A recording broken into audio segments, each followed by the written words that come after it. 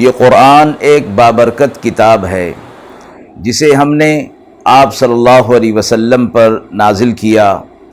تاکہ لوگ اس پہ غور اور فکر کریں اور تاکہ اہل فہم اس سے نصیحت حاصل کریں۔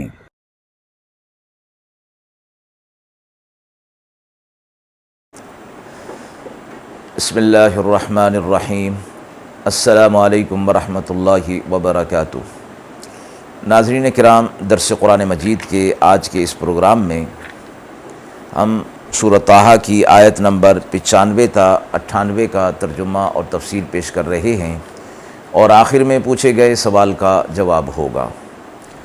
اعوذ باللہ من الشیطان الرجیم، بسم اللہ الرحمن الرحیم۔ قال فما خطبك يا سامري؟ قال بصرت بما لم يبصروا به فقبضت قبضة من أثر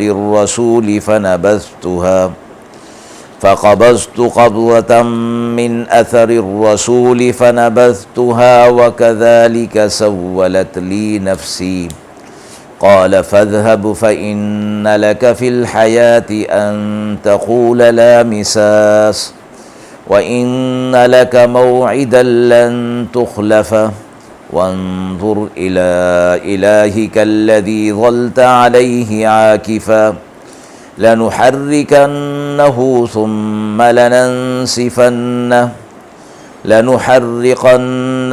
ثُمَّ لَنَنسِفَنَّهُ فِي الْيَمِّ نَسْفًا انما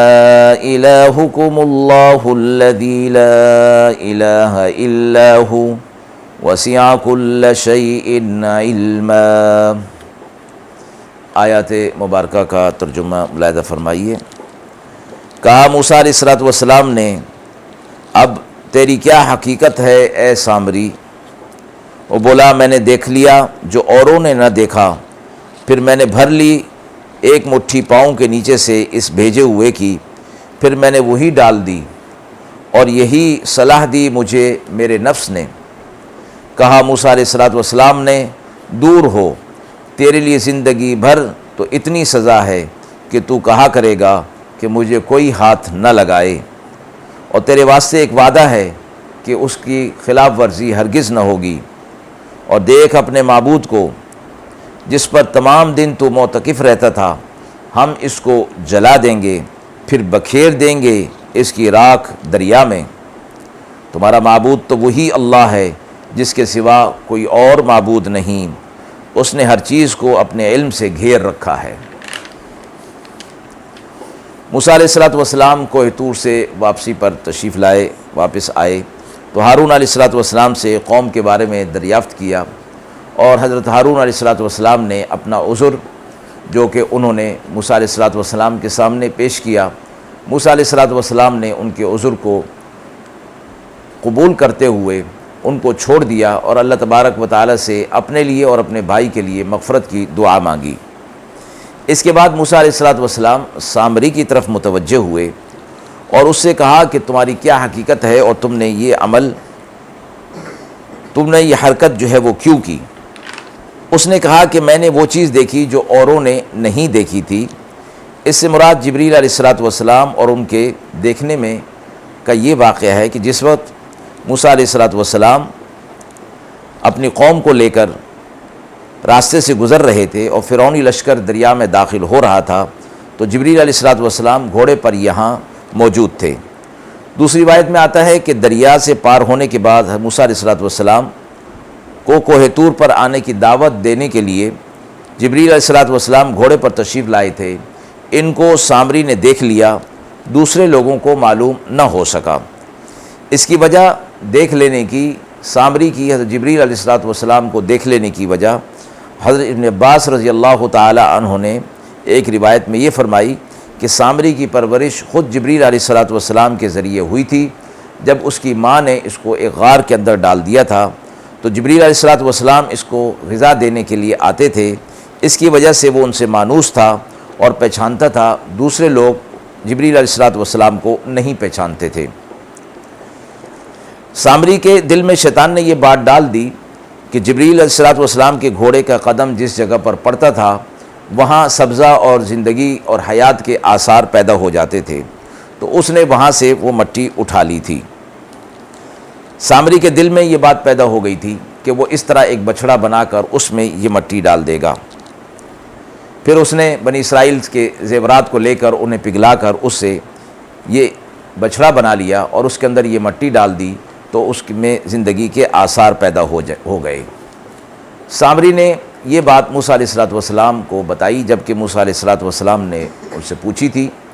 تو موسیٰ علیہ السلام نے اس کے لیے دنیا کی زندگی میں یہ سزا تجویز کی کہ سب لوگ اس سے مقاطعہ کر لیں گے، کوئی اس کے پاس نہیں جائے گا، نہ وہ کسی کو ہاتھ لگائے گا نہ اس کو کوئی ہاتھ لگا سکے گا، اور زندگی بھر اسی طرح وحشی جانوروں کی طرح سب سے الگ تھلگ رہے گا۔